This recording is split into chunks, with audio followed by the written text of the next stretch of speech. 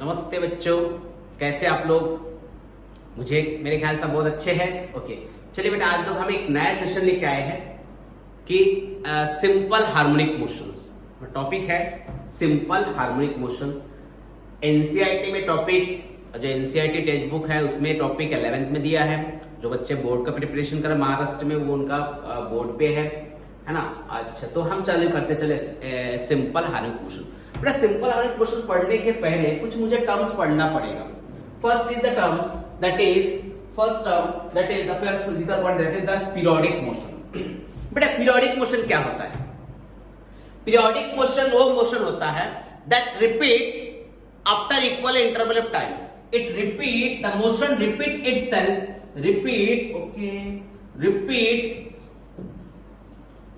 itself after equal interval of time in a same path, मतलब sir, हाँ बेटा, मतलब भी जानो। जो मोशन रिपीट होता है after equal interval of time, मतलब एक ही पाथ में, सेम पाथ में मोशन कैसे होगा? रिपीट होगा, बार बार वही मोशन होगा और वही पाथ से होगा। ठीक है, वही पाथ से होगा, वही पाथ से होगा, सेम पाथ से, और इक्वल इंटरवल ऑफ टाइम के बाद जो मोशन रिपीट होगा that is called as periodic motion. Sir, कौन से होता है पीरियोडिक मोशन? बेटा, छोटी सी बात है, चंद्रयान चल रहा था, सुन लो उसके ऊपर। देखो, ये तुम्हारा अर्थ है। हाँ सर, है सर, तो सर मानो बेटा। ठीक है, ये अर्थ है। अर्थ के चारों तरफ कौन घूमता है बेटा? वो बॉडी जो घूमता है उसको बोलते हैं हम satellite. The body which is revolving around the earth called as satellite. अच्छा, तो वो जो सैटेलाइट होता है बेटा, the satellite is revolving around the earth in a time कितना रहता है? 24 आवर्स, मतलब एक दिन के बराबर होते हैं। तो ये 24 आवर्स में एक रिवॉल्यूशन, फिर दूसरा दिन में वो रिवॉल्यूट करेगा 24 आवर्स में, फिर तीसरा दिन भी रिवॉल्यूट करेगा 24 आवर्स में। इस टाइप के मोशन को हम बोलते हैं पीरियोडिक मोशन। जो इक्वल इंटरवल ऑफ टाइम के बाद मोशन क्या होता है बेटा? रिपीट होता है। जो इक्वल इंटरवल ऑफ टाइम के बाद मोशन क्या होता है? रिपीट होता है। तो उस मोशन को हम क्या बोलेंगे? Periodic motion. क्या बोलेंगे बेटा? Periodic motion. समझ में आ रहा है? तो पीरियोडिक मोशंस, ठीक है। तो पीरियोडिक मोशन में कोई डाउट है? नहीं। तो हम पहले पढ़ ले बेटा periodic motion. The motion repeat itself after equal interval of time in a same path change नहीं होना चाहिए। ठीक है, that is called as periodic motion. After the periodic motion हमें क्या पढ़ना है? हमें पढ़ना है वाइब्रेशनल मोशन। और क्या पढ़ना है? उसको हम बोलेंगे और ऑसिलेटरी मोशन। मतलब जो मोशन टू एंड फ्रो होता है, टू एंड फ्रो। बेटा, ये टू एंड फ्रो क्या है? बोलो बोलो बोलो, टू एंड फ्रो क्या है? सर, आगे जाएगा पीछे आएगा। This is like this, to and fro, to and fro, आगे जाएगा पीछे आएगा, आगे पीछे हो। सर, ऐसा कहाँ होता है? अरे बेटा, होता है। ऐसा होता है कि नहीं? देखो, ये मैंने एक छोटा सा ब्लॉक स्प्रिंग से लटका के रख दिया और मैंने यहाँ पे हाथ रख दिया। जैसे मैं हाथ हटा लूंगा, block will be to and fro. होगा क्या? नहीं बोलो। ऐसा होगा क्या? नहीं बोलो। है ना? हाँ सर, होगा। अच्छा, और देख लो, मैंने जो स्केल होता है, स्टील का स्केल, मेटल स्केल, उसको मैंने यहाँ पे फंसा दिया। कहाँ फंसाया सर? डेस्क में फंसा दिया। हम जहाँ पे बैठते हैं डेस्क, वहां पे फंसा दिया। और क्या किया? उसको मैंने क्या किया बेटा? ऐसा पुश करके छोड़ दिया। तो क्या होगा? जम जम जम जम जम जम जम होगा क्या? नहीं। तो ये भी क्या होगा? Oscillatory motion, to and fro होगा।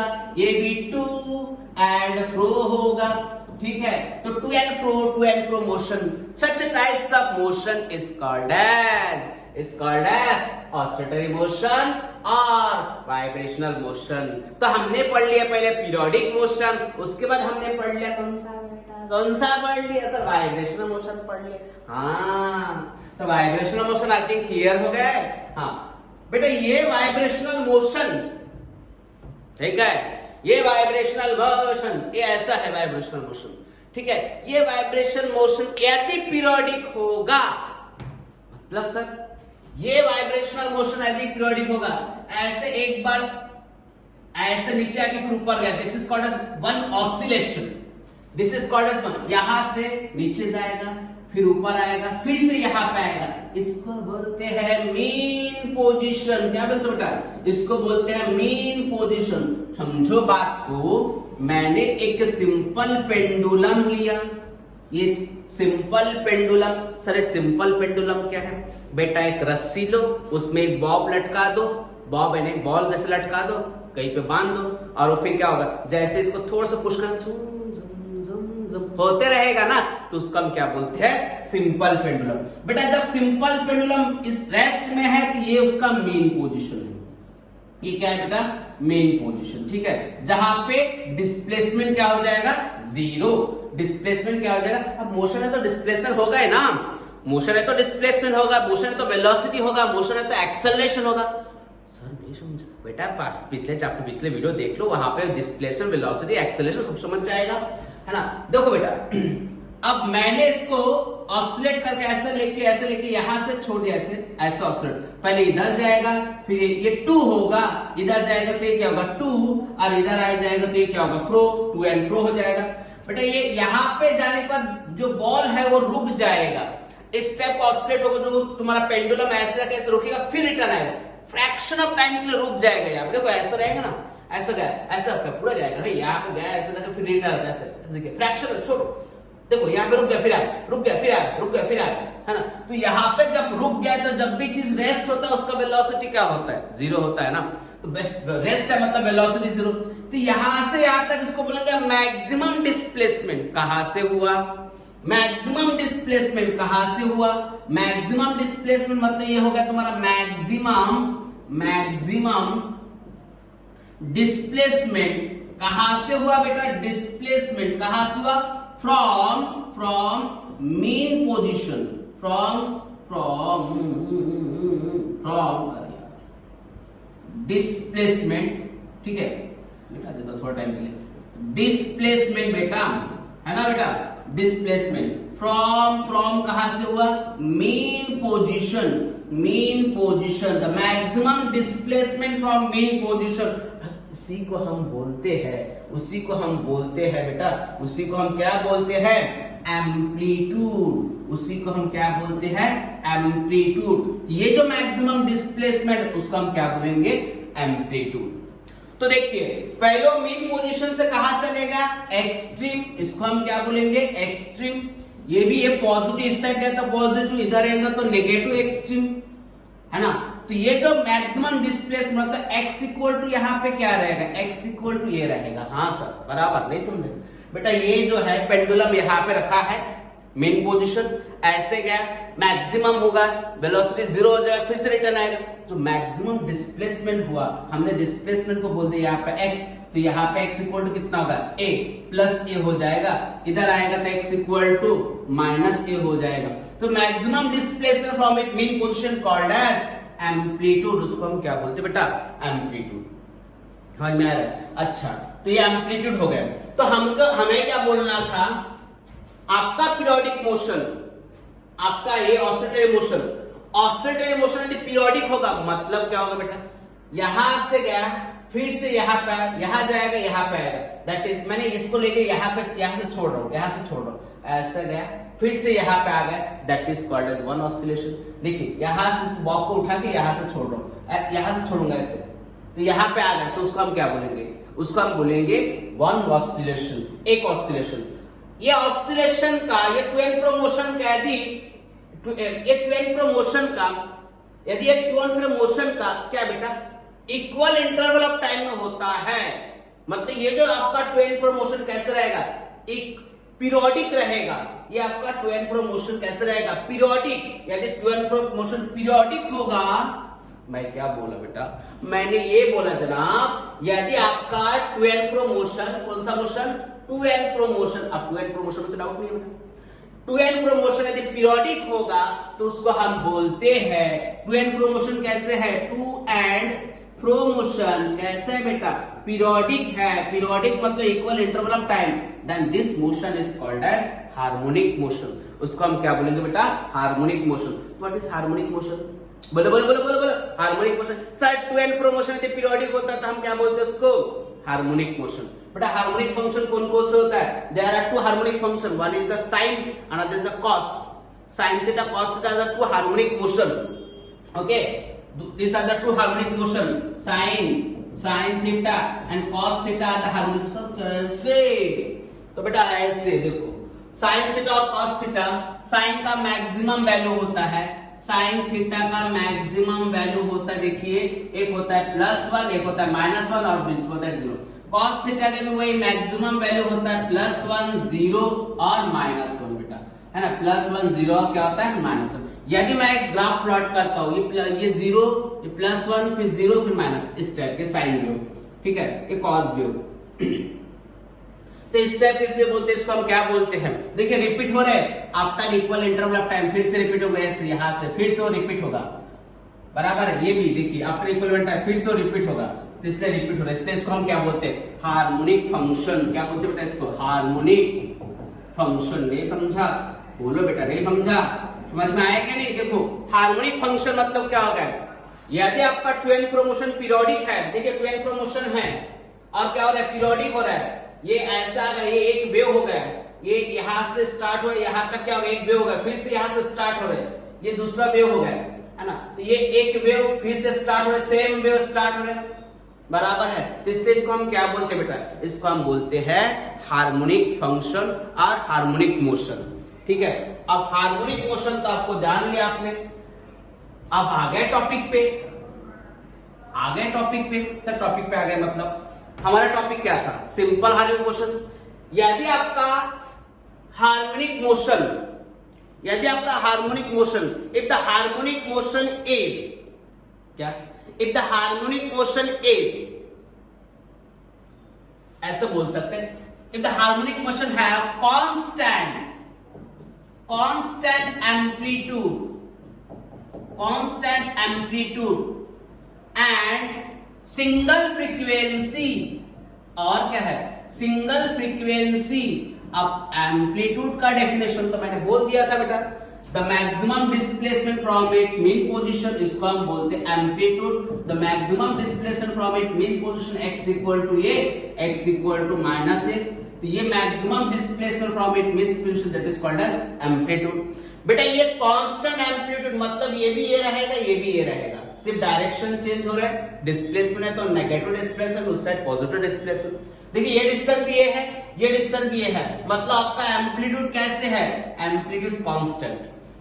आपका एम्पलीट्यूड कैसे होना चाहिए, कांस्टेंट। और क्या होना चाहिए, सिंगल फ्रीक्वेंसी, फ्रीक्वेंसी सिंगल होगा, होगा कि नहीं, ये देखिए इसका फ्रीक्वेंसी सिंगल है, ये जैसा ऐसा आएगा, सिंगल फ्रीक्वेंसी। सर फ्रीक्वेंसी नहीं समझा बेटा, फ्रीक्वेंसी मतलब नंबर ऑफ वेव और oscillation, number of oscillation per unit time, is called as frequency. Number of oscillation और number of wave produce per unit time, that is called as oscillation. देखिए यहाँ पे एक ही ऑसिलेशन हो रहा है, यहां से स्टार्ट हो गया ऐसे जाएगा, उसके लिए इस टाइम को बोलते हैं पीरियोडिक टाइम, इस टाइम को बोलते हैं पीरियोडिक टाइम। बेटा पीरियोडिक टाइम, पीरियोडिक टाइम, इसका मीनिंग समझो, time taken by the oscillator और time taken by the body to complete one oscillation.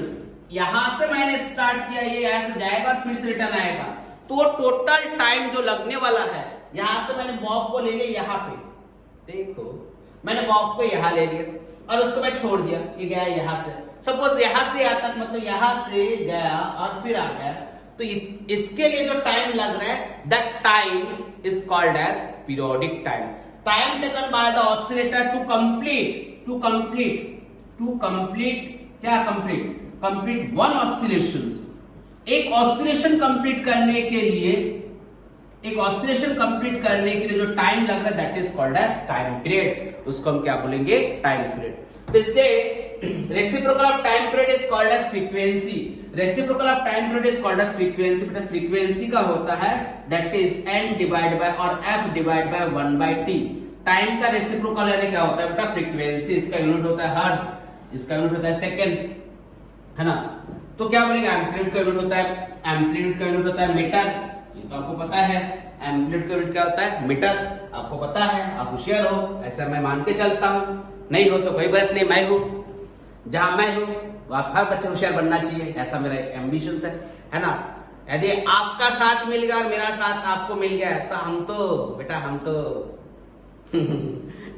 अरे पूरे नेट के सीट हम ही सिलेक्ट करा देंगे और आप लोगों से होगा, ठीक है। चलिए तो देखिए टाइम पीरियड मैंने बोल दिया, एक ऑसिलेशन कंप्लीट करने के लिए जितना टाइम लगता है that is called as time period. For example मैं बता रहा हूं, मैं ये पेंडुलम यहां से छोड़ रहा हूं, ऐसे गया फिर से यहां तक आ गया, तो इसको बोलेंगे एक ऑसिलेशन। एक ऑसिलेशन कंप्लीट करने के लिए जो टाइम लगेगा that is called as time period.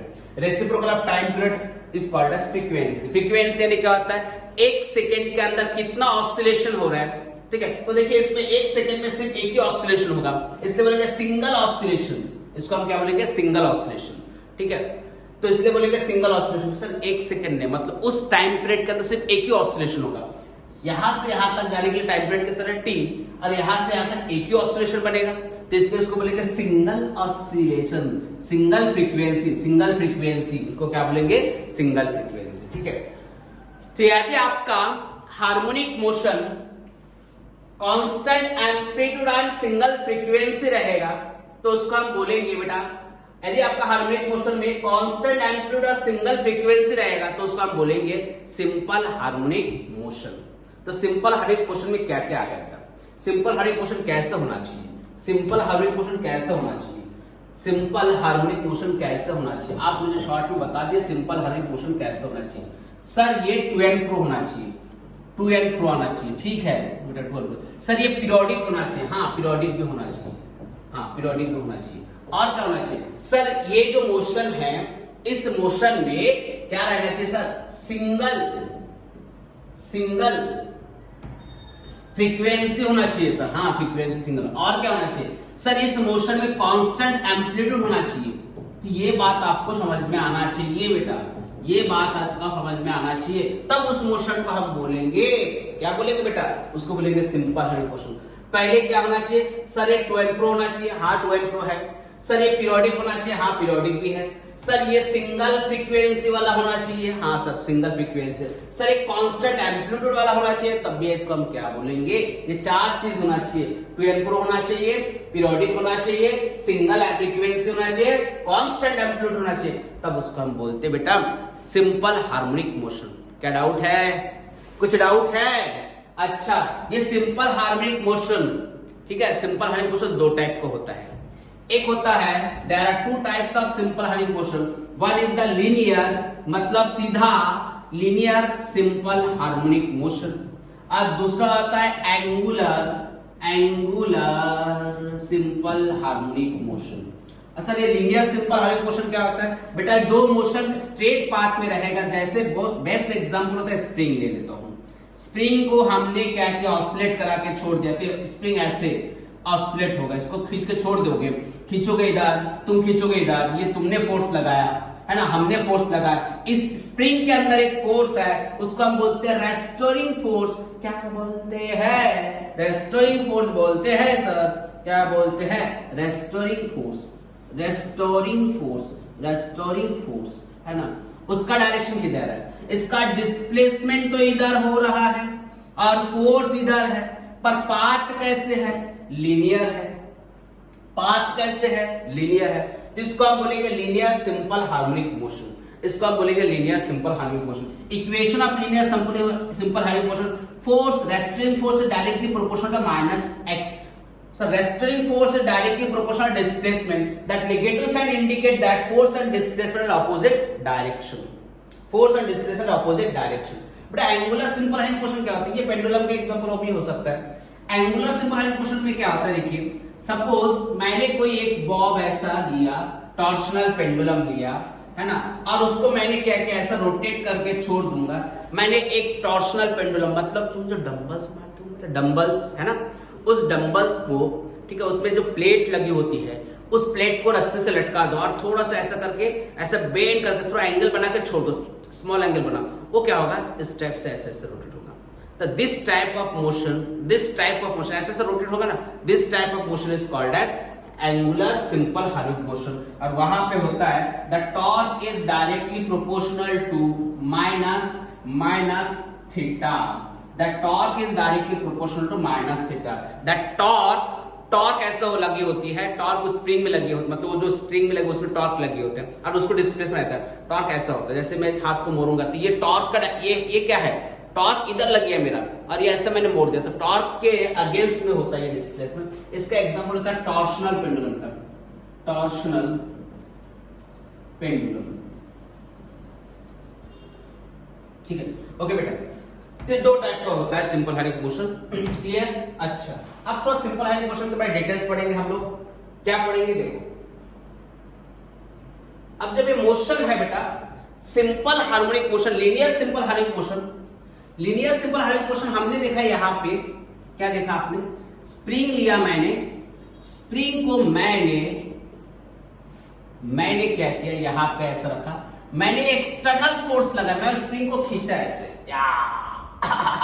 ये खींचा ऐसे, देखिए इसका डिस्प्लेसमेंट इधर हो रहा है, ये क्या हो रहा है बेटा, डिस्प्लेसमेंट। और इस स्प्रिंग के अंदर एक फोर्स लगी है जो मेरे को बोलेगा नहीं नहीं नहीं भैया मत लेके जाओ मत लेके जाओ, हम अपने पोजीशन में रहेंगे, इक्विलिब्रियम में रहना पसंद करेंगे। तो इधर एक फोर्स लगी है, स्प्रिंग के force, spring force F is called a spring force, और उसको हम बोलते हैं रेस्टोरिंग फोर्स, रेस्टोरिंग फोर्स, और क्या बोलते हैं स्प्रिंग फोर्स, है ना, रेस्टोरिंग फोर्स और स्प्रिंग फोर्स। तो वो जो फोर्स होता है वो फोर्स लगी इधर, देखो देखिए फोर्स और डिस्प्लेसमेंट कैसे है, अपोजिट डायरेक्शन है, इसलिए हम बोलते हैं that force is directly proportional which force sir, restoring force is directly proportional. अरे बेटा बोलो देखो, अरे देखो इधर रेस्टोरिंग फोर्स मतलब restoring force is directly proportional displacement, but क्या है, force and displacement are, force and displacement are opposite direction, therefore F is equal to minus kx। Sir ये माइनस के, ये तो माइनस ठीक है, फोर्स एंड डिस्प्लेसमेंट और अपोजिट डायरेक्शन हम तो समझ में आ गया भैया। k क्या है सब, k क्या है बेटा, k is called as force, force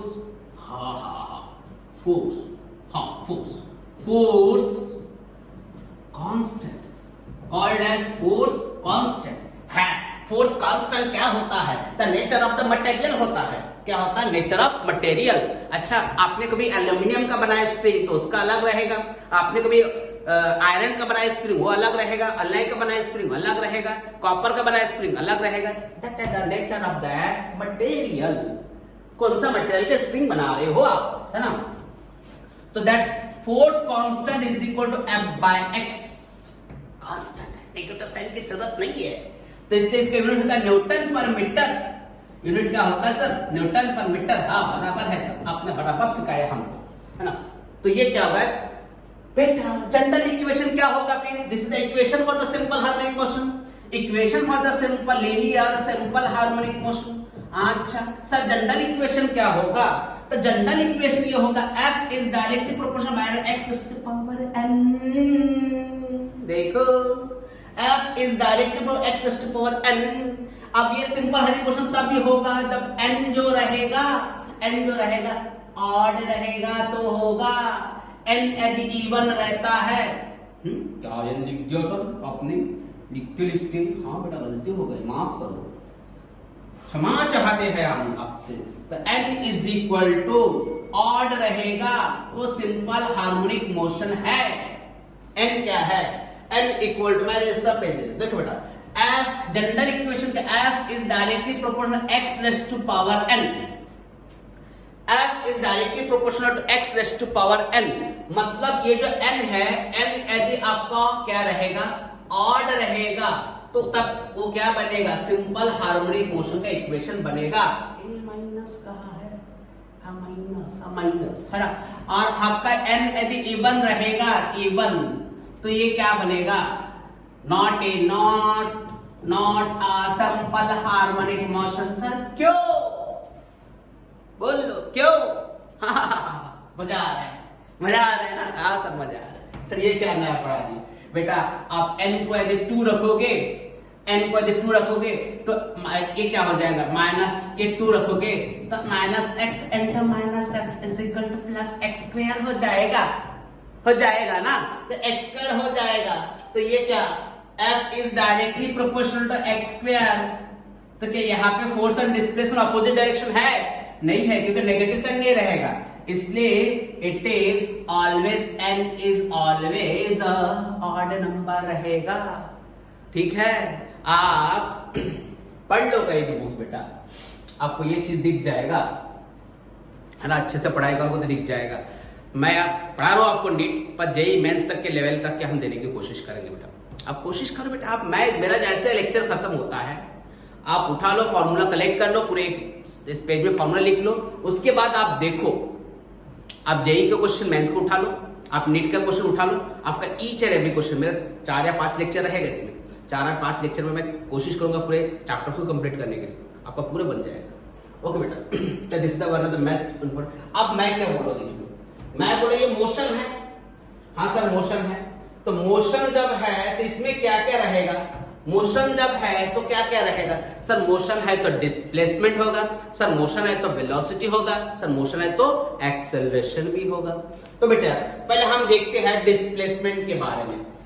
तो डिस्प्लेसमेंट जो होता है क्या होता है, 2 पोजीशन से डिस्प्लेसमेंट कर सकता है। मेन पोजीशन मार दो ऐसा मेन पोजीशन से, तब डिस्प्लेसमेंट का 2 इक्वेशन होगा, at mean position, at mean position.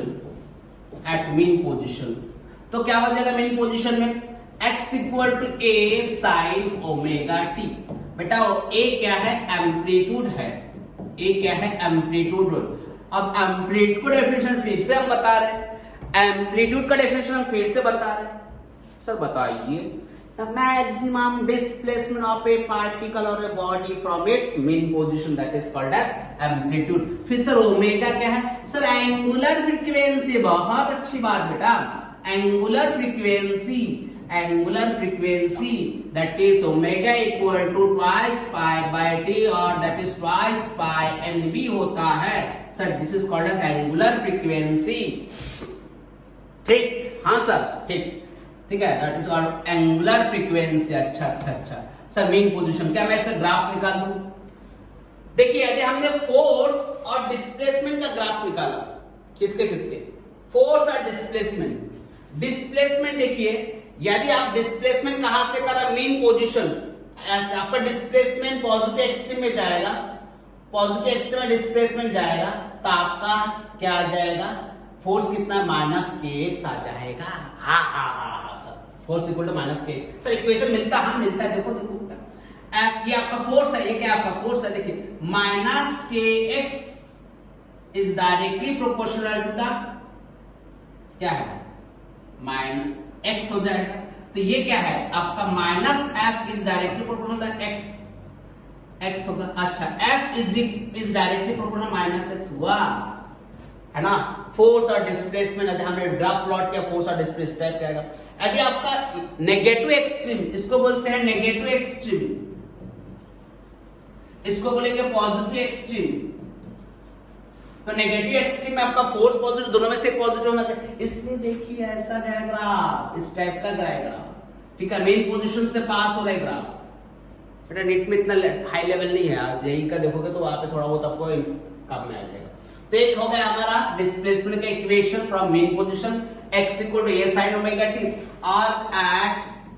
और at extreme position, displacement from extreme position, उसको होता है x equal to a cos omega t। बेटा x equal to a cos omega t, 2 equation आपने जान लिए, एक है x equal to a sin omega t और x equal to a cos omega t।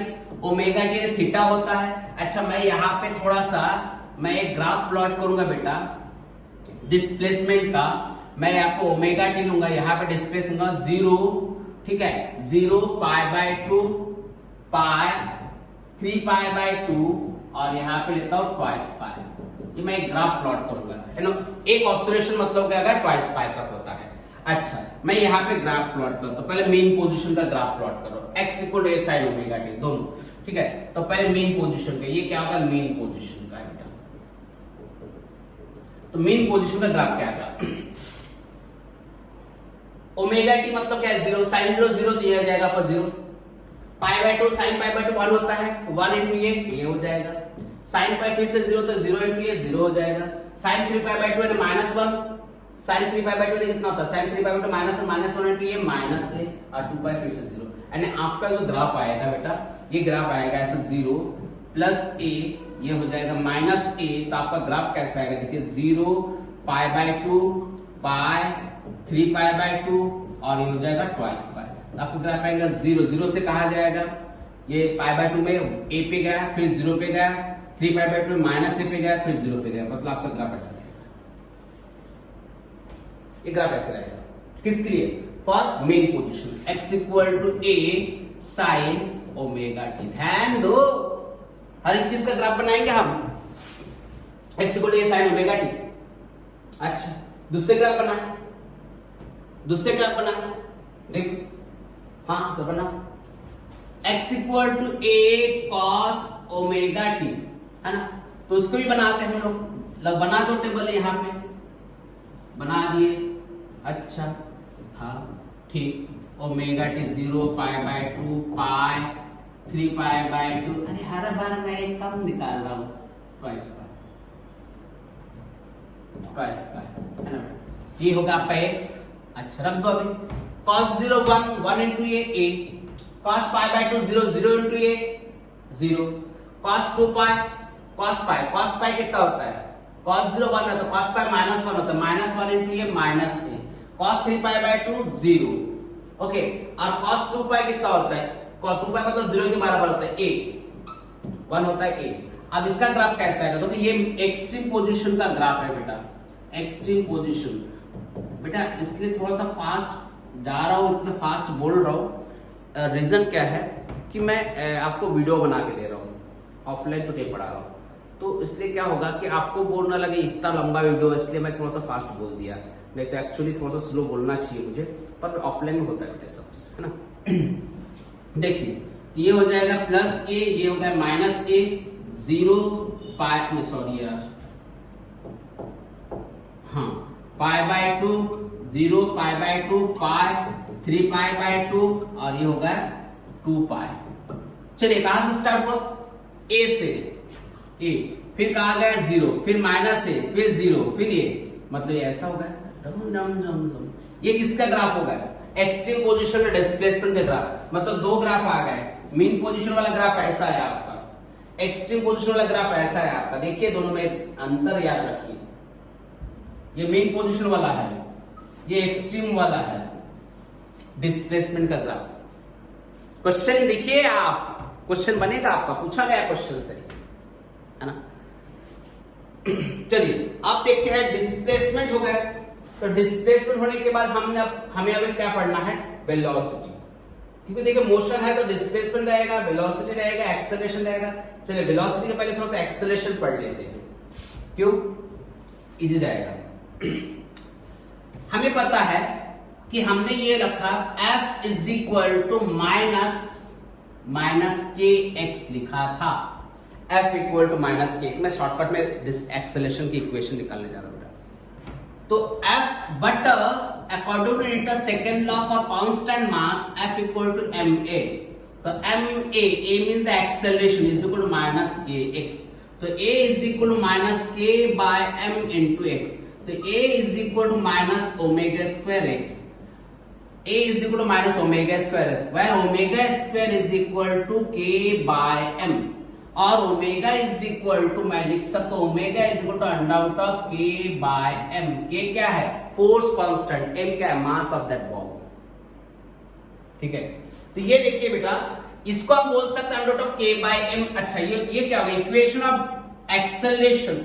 अब मैं बोलूंगा a max कब होगा, a max कब होगा, x के वैल्यू a रखना पड़ेगा, तो x के वैल्यू a रखोगे तो minus omega square a, this is a max।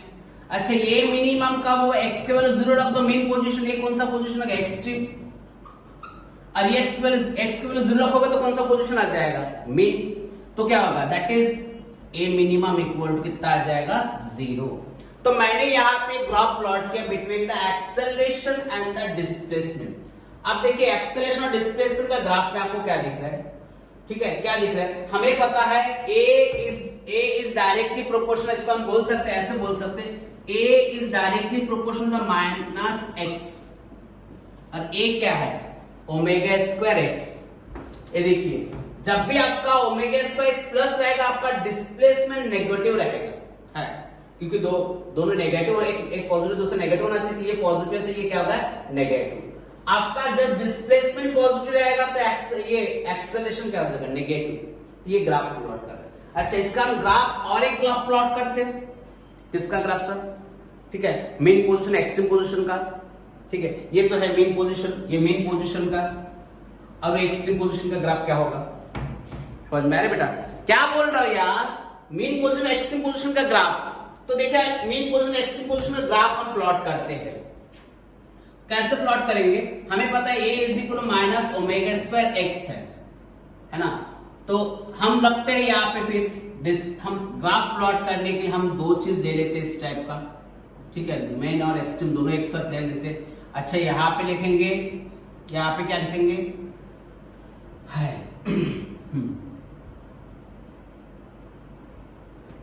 Omega T 0 pi by 2, sir नहीं समझ में आ रहा है, अच्छा बेटा रुको रुको, ये हो जाएगा आपका क्या, a मेन के लिए, a एक्सट्रीम के लिए। अब मैं आपको बता रहा हूं, देखिए ग्राफ, अब मैं x का वैल्यू आपको पता है, a is equal to minus omega square a sine omega t, ये मेन के लिए हो जाएगा, और क्या हो जाएगा, ये मेन के इक्वेशन है, a equal to minus omega square a cos omega t, ये क्या हो जाएगा आपका एक्सट्रीम के लिए इक्वेशन हो जाएगा, x का वैल्यू मैं रख दिया, a sine omega T a cos omega t, ये मेन के लिए होता है बेटा, मेन के लिए इक्वेशन हो जाएगा, ये क्या हो जाएगा, एक्सट्रीम के लिए हो जाएगा। अब यहाँ पे आप वैल्यू पुट कर दो, ओमेगा टी 0 पुट कर दिया, 0 साइन 0 0 0 इंटू ये पूरे टर्म 0 हो गए, है ना।